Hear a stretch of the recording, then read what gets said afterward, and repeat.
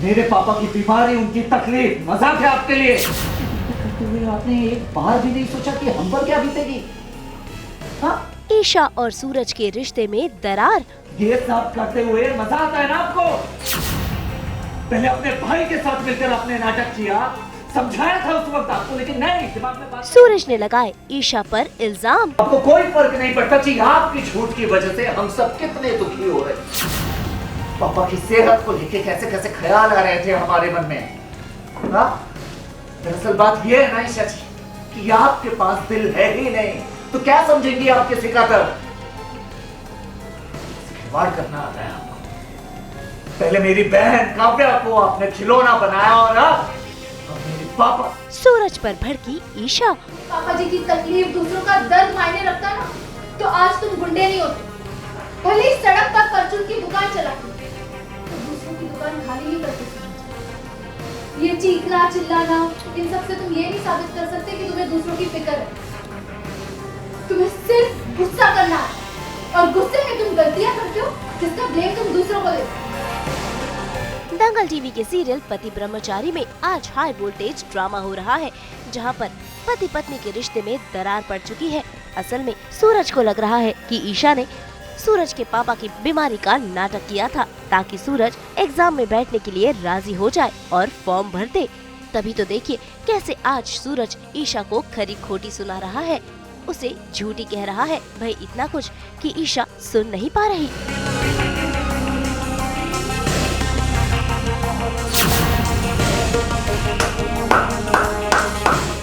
आयशा जी, क्या बात है, हाँ?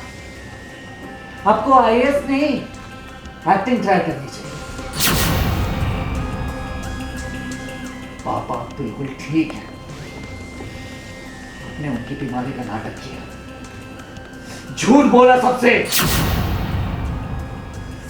भावनाओं के साथ खिलवाड़ किया।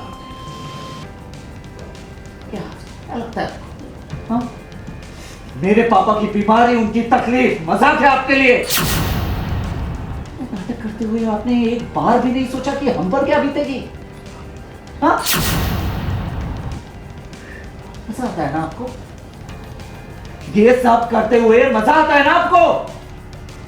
पहले अपने भाई के साथ मिलकर आपने नाटक किया, समझाया था उस वक्त आपको, लेकिन नहीं, दिमाग में बात नहीं घुसी। फिर आपने इस बार पापा को शामिल कर लिया अपने झूठ में। क्या? हाँ? ये सब इसलिए किया ना ताकि आप मुझसे वो काम करवा सके जिससे मुझे सबसे ज्यादा तकलीफ। नहीं, क्या क्या नहीं? हाँ, आपने ही रचा ये पूरा नाटक, आपने ही पापा को मनाया होगा ये सब करने के लिए, क्योंकि मैं अपने पापा को अच्छे से जानता हूं, वो ऐसा झूठ कभी नहीं बोलेंगे। आपने झूठ, आपको कोई फर्क नहीं पड़ता कि आपकी झूठ की वजह से हम सब कितने दुखी हो रहे हैं। पापा की सेहत को लेके कैसे कैसे ख्याल आ रहे थे हमारे मन में। दरअसल बात ये है ना ईशा जी कि आपके पास दिल है ही नहीं, तो क्या समझेंगी आपके सिखाकर? खिलवाड़ करना आता है आपको। पहले मेरी बहन काव्या को आपने खिलौना बनाया और अब मेरे पापा।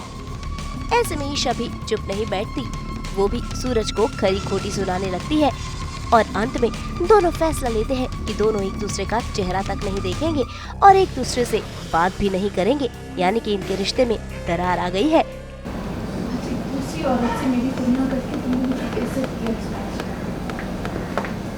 और एक बात, मैंने जो कुछ भी किया ना सिर्फ और सिर्फ तुम्हारे लिए किया, लेकिन नहीं, तुम्हें मेरी अच्छाई कहाँ दिखती है? तुम्हें सिर्फ और सिर्फ मेरी खामियां दिखती है ना? और फिर हर बार मुझे इंसल्ट करते हो। इतना नीचे गिरा दिया तुमने। बाहर में जाओ, तुम्हारा फ्यूचर, तुम्हारी जिंदगी। I don't care। हाँ तो ठीक है ना, जाइए जाइए। वैसे भी ना रोज रोज के नाटक से मैं तंग आ गया हूँ, परेशान हो गया हूँ मैं। अगर सच में तुम्हारे लिए पापा जी की तकलीफ, दूसरों का दर्द मायने रखता ना, तो आज तुम गुंडे नहीं होते। भले ही सड़क पर परचून की दुकान चलाते, पर दूसरों की दुकान खाली नहीं करते। सूरज, ये चीखना चिल्लाना, इन सब से तुम ये नहीं साबित कर सकते कि तुम्हें दूसरों की फिक्र है। तुम्हें सिर्फ गुस्सा करना आता है, और गुस्से में तुम गलतियां करते हो जिसका ब्लेम तुम दूसरों को देते हो। सूरज, तुम ना कभी समझे और ना ही कभी समझ पाओगे। इसलिए आज मैं भी तुमसे हाथ जोड़ के माफी चाहती हूँ। माफ करो मुझे, और आज के बाद मुझे अपनी शक्ल मत दिखाओ कि आज जो तुमने बात बोली है ना, उसके लिए मैं तुम्हें कभी माफ नहीं करता। और आपने भी झूठा नाटक करके जो मेरा दिल दुखाया है ना, ये दर्द भी कभी नहीं। और आज के बाद आप मेरे सामने कभी मत, नहीं देखना चाहता मैं। भाई इस झगड़े से पहले देखिए कैसे दोनों एक दूसरे पर प्यार जता रहे थे।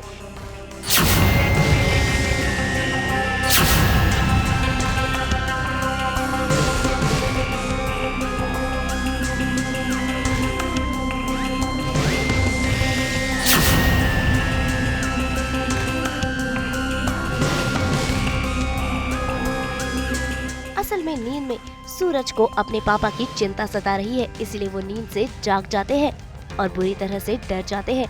ऐसे में ईशा सूरज का ख्याल रखती है और बातों ही बातों में उससे एग्जाम का फॉर्म भरने के लिए कहती है।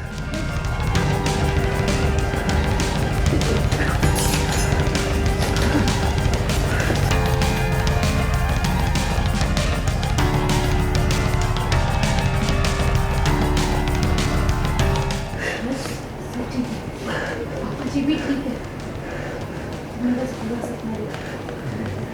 गहरी सांसें लो, शांत हो। हाँ, जब तक पापा ठीक नहीं हो जाते ये बेचैनी तो लगी रहेगी ना ईशा जी। ईशा जी, ये आपको तो पता होगा ना कि इस शहर में हार्ट का सबसे बेस्ट डॉक्टर कौन होगा। मैं उनसे ही पापा का इलाज कराऊंगा, पापा ठीक हो जाएंगे, उन्हें कुछ नहीं होगा, वो बिल्कुल भी ठीक हो जाएंगे। पापा जी को इलाज कोई डॉक्टर नहीं कर सकता। उनके इलाज की सिर्फ एक ही दवा है।